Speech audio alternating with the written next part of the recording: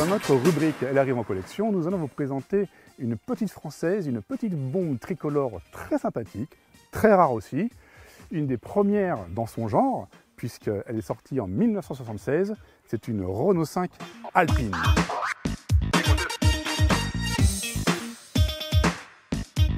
Cette voiture, qu'est-ce qu'elle a de spécial par rapport à une R5 normale?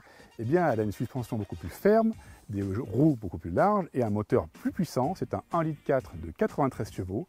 Autant dire qu'elles ont toutes disparu pratiquement, soit en accident, soit à cause de la rouille.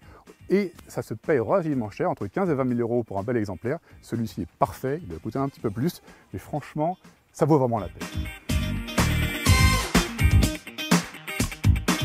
Vous aurez remarqué qu'il y a un A, A comme Alpine. Cette R5 est fabriquée à Dieppe et bénéficie d'une préparation châssis comme il se doit. Elle est rabaissée, sa suspension est durcie, elle dispose de magnifiques jantes en alliage associées à des pneus majorés. Nous avons donc affaire à une vraie sportive.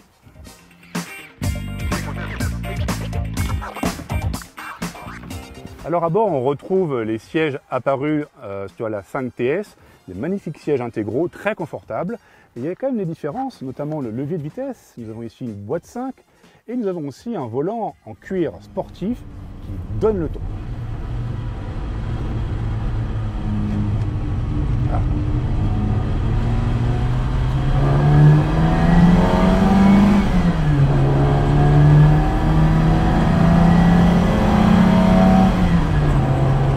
Ça chante bien, hein? Et bien c'est ça la R5 Alpine. C'est une sorte de Renault 5 plus, une Renault 5 magnifiée qui profite donc d'un moteur 1400, 93 chevaux, donc ça marche pas mal franchement. Il faut se rappeler que c'est une voiture qui est sortie en 76, ça prenait le 175. À l'époque c'est une vitesse vachement élevée, surtout pour une petite bagnole comme ça. Et ce qui est très intéressant aussi, c'est que Renault s'est donné la peine de faire un vrai châssis. Autant les R5 normales, ça se vautre littéralement en virage, ça n'a aucune précision, c'est parfois limite inquiétant à conduire. Celle-ci non, elle a une suspension qui secoue un petit peu, mais c'est une sportive. Elle n'est pas percutante pour autant. Elle vire à plat, la direction n'est pas parfaite, mais elle est beaucoup plus légère. Donc on prend un certain plaisir à s'amuser avec cette bagnole. C'est étonnant, je ne m'attendais vraiment pas à ça, je ne pensais pas avoir affaire à une voiture aussi